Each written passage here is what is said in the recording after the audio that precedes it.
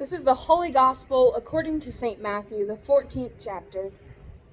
Jesus made the disciples get into the boat and go on ahead to the other side of the Sea of Galilee, while he dismissed the crowds. And after he had dismissed the crowds, he went up to the mountain by himself to pray. When evening came, he was there alone. But by the time he got to the boat, it was battered by waves far from the land, for the wind was against them. And early in the morning he came walking toward them on the sea. But when the disciples saw him walking on the sea, they were terrified, saying, "It is a ghost." And they cried out in fear. But immediately Jesus spoke to them and said, "Take heart, it is I. Do not be afraid." Peter answered him, "Lord, if it is you, command me to come to you on the water." He said, "Come." So Peter got out of the boat and started walking on the water and came toward Jesus. But when he noticed the strong wind, he became frightened and began to sink. He cried out, "Lord, save me." Jesus immediately reached out his hand and caught him, saying to him, "You of little faith, why did you doubt?" When you got into the boat, the wind ceased, and those in the boat worshipped him, saying, "Truly you are the Son of God."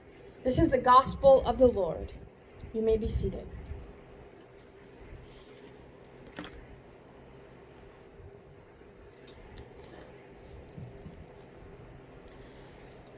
Water is something that we often take for granted. It's so mundane. But sometimes it takes us by surprise. When I was in Tower City at my first call, I lived in a parsonage. It was a huge house. It had 7 bedrooms, and it was gigantic. 2 living rooms, dining room, kitchen. I mean, huge for one person and a dog and a cat to live in. So we experienced a lot of flooding 2 years ago in the summer, if you remember. Tremont actually was just down the road, and that made national news because cars were floating down the street. Tons of flooding.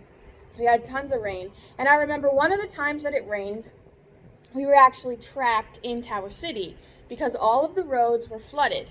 It's kind of in a valley, so you have to use a mountain to get out except for one direction, and that direction was flooded. And all the others, there were trees down or flooding, so basically we were trapped. And one of the guys in my congregation, he ran the ambulance, and he said to me, "Pastor, we can't even get a helicopter in here. If somebody has a heart attack right now, we're going to have to take them to the road that's flooded, and an ambulance will have to meet us on the other side, and we will have to float them across." Terrifying. Luckily, that didn't need to happen, but the flooding was crazy, all just because of some rain. Around that time, I also had flooding in my house. So I was living in this huge house. There is a sump around the heater area. There is a sump and also a pump in it. Well, of course, like they do, the pump burned out. And the sump was like about 5 feet deep, maybe like 8 feet wide. It was completely full of water. And over top of that, I had about a foot of water in the basement. So tons and tons of gallons of water in this basement. And you just couldn't help but think about the water. Just something so mundane like water, like rain, can cause so many problems. Recently, I was thinking about that story because I was thinking about the fact that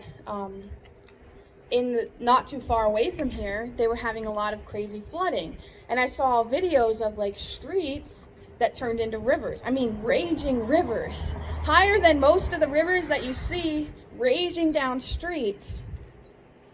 And it's kind of wild because the day after I saw the video, I went by where that flooding had gone and the water was all gone.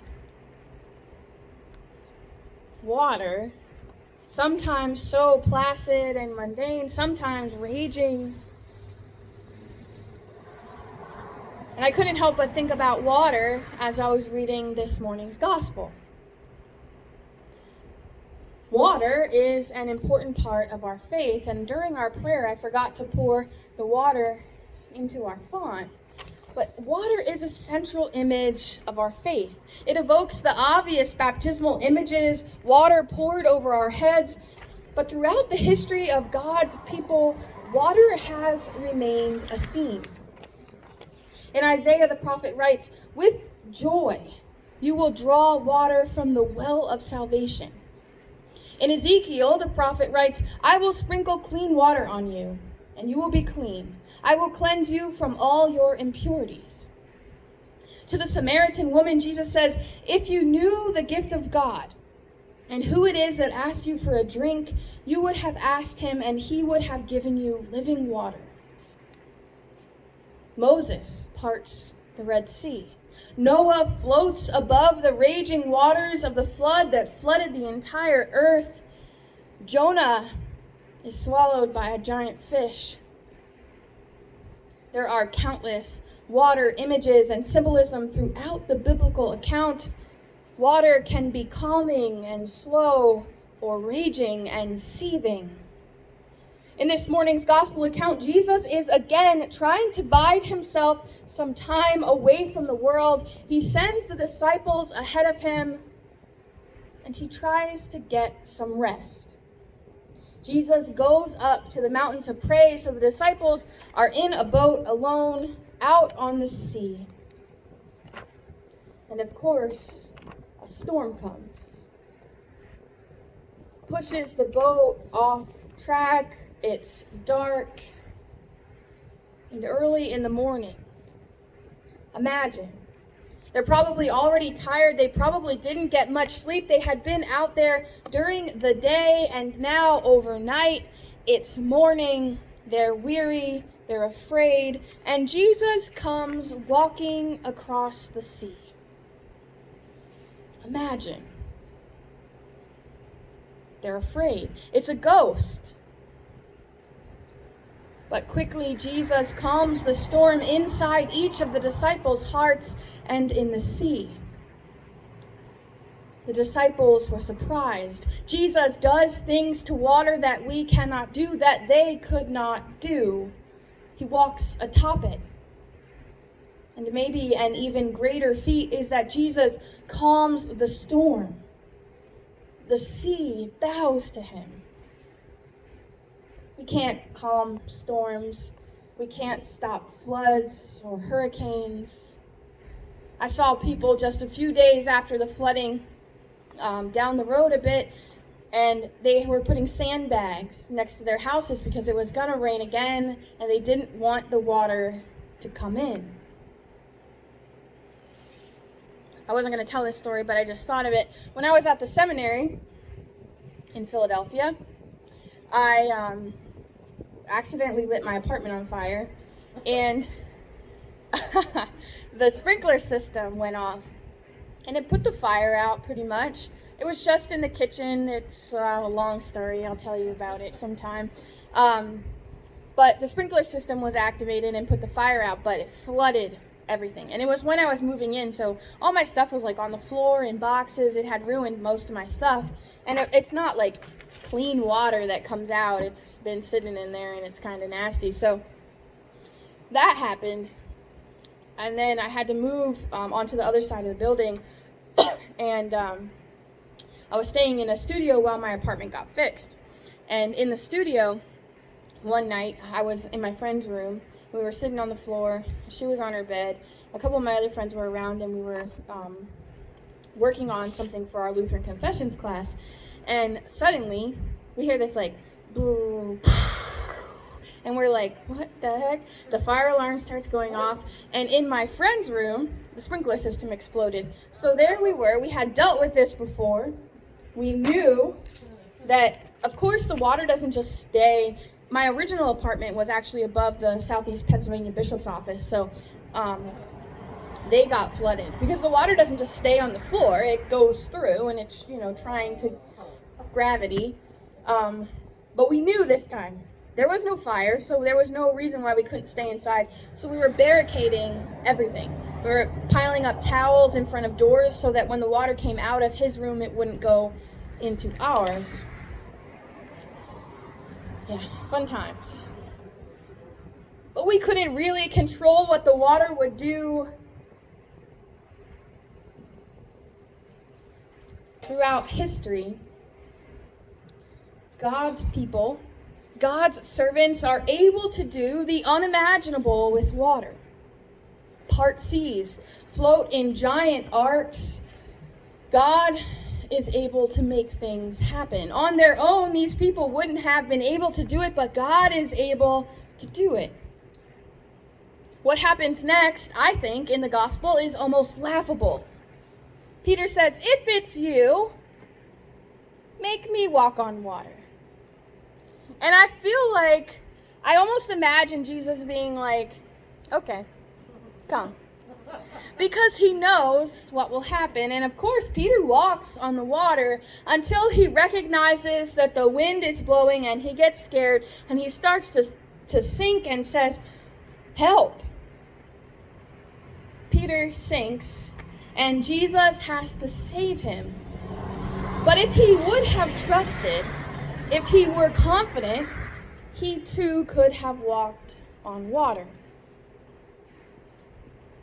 It doesn't take long for Peter to fear the wind. The same wind that had been battering the boat all night long. But it's a whole other matter when you're out on the water, what seems like all alone, and the wind blows when you're vulnerable. Jesus has been walking the choppy waters of distress for some time.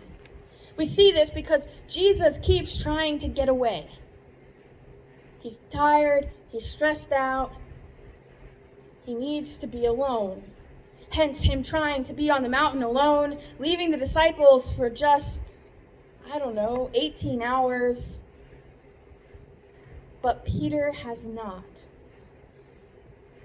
As Mitzi Smith writes, Peter soon discovers that it's one thing to be battered by strong winds while in the same boat with others. It is a whole other matter to be on the water, surrounded by strong winds, all by yourself, without others who share your vulnerability. Who hasn't felt like that? Doing something on your own is often way harder than when you've got others to share the burden. And I don't know why this story came to my mind when I was thinking about that, but when I was younger, I used to say when I was young, but then people would always say after my sermon, "You're still young." But when I was younger, probably about 15 or so, I would often walk to my friend Victor's house and during the day, and I would stay there pretty much all day. We would hang out, do all kinds of stuff with all of my other friends, and I lived probably like 7 blocks away from him. And we lived in the city of Reading. So at night then I would walk home. And when I would walk home by myself, I would always walk in the middle of the street because that's kind of where the most light was. And I figured if anybody's going to try to get me, I have the most luck if I'm walking down the middle of the street for someone to see something happening. And of course the light was there. But I always felt a little nervous. But a lot of the time Victor would walk me home. And I never felt nervous. We walked on the sidewalk, chatting, talking. When you share something with someone else, when you're not alone, it's not as scary. And I feel like that's how a lot of things are. So many times people have said, "Oh yeah, I can talk, but only if this other person talks too." You know, at funerals or things like that, people are very scared of public speaking, but they want to do it. So they say, "Oh yeah, if my cousin goes with me, I can do it. If my sister or brother goes with me, I can do it. But by myself, I can't do it." Having someone share in that vulnerability makes a world of difference. So Peter had been battered by the waves and the wind all night long in the boat with the disciples. And it wasn't that big of a deal. I mean, I imagine they're tired and weary, but you don't get an account of them being just totally petrified of what's going on. The wind is strong. No mention of that. But as soon as he gets out of the boat and starts to walk, even though he's walking toward Jesus, he gets scared. He notices the wind and he starts to sink. On the one hand, we have each other and this community, and I think that makes us stronger. But I also think that sometimes that can make us a little complacent. Because on the other hand, sometimes, like Peter, we have to get out of the boat and test convention and test the status quo. To step out of the boat in faith is hard. Peter shows us that. But sometimes we need to do it. And at the end of the day, like Peter, we know that Jesus is there. We might need to step out in faith and do something hard, and often the right thing is the hardest thing for us to do, especially when we speak out in faith. And there might be a time where we start to sink. But we know, because of what Jesus has already done for us, we don't have to do it on our own. We always have the backup. We always have the rescue there to pull us back up. I think that in this story, a lot of the times we think about the miracle that he is able to walk on the water, but I have just been really thinking about the water. Raging, seething sea, and it bows down to Jesus. He's able to walk across the water like nothing ever happened. And we know that that's the kind of backup that we get as well from Jesus. We never have to do it on our own because it's already been done for us. Amen.